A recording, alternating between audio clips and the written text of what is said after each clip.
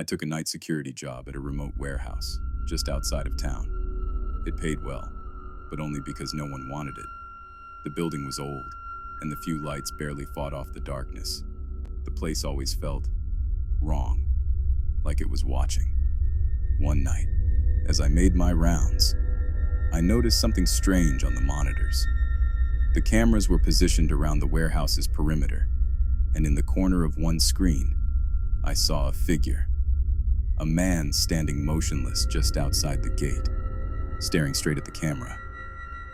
His face was blurred by the grainy resolution, but I could make out a pair of empty eyes staring back at me. I leaned in closer, hoping I'd imagined it, but he didn't move. He just kept staring, as if he knew I was watching. I grabbed my flashlight, took a deep breath, and headed outside. But when I got to the gate, the man was gone. Only his footprints remained in the dirt, leading nowhere.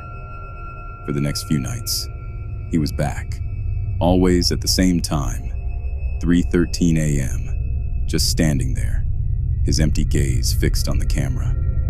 I started to dread those minutes. And then, one night, he took a step forward, then another, slowly coming closer and closer to the warehouse.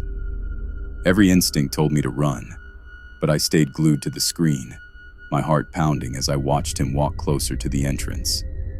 Then, in a blink, he was gone from the monitor. I exhaled, thinking I was finally free of him, until I heard a faint creaking sound behind me. My hands shaking, I swung around in my chair, and there he was, standing just a few feet away, eyes dark and hollow, his face expressionless. His clothes were torn and covered in dirt, and his mouth opened into a silent scream, stretching impossibly wide. I scrambled back, grabbing my flashlight and shining it directly at him. But as the light hit his face, he faded, like a shadow burning away under the sun. I ran out of the warehouse that night and never went back. The next morning, I heard a rumor. 10 years ago, a man had died just outside that gate, waiting for help that never came. They said he'd been trying to reach the warehouse, banging on the doors in the middle of the night, but no one had been there to let him in.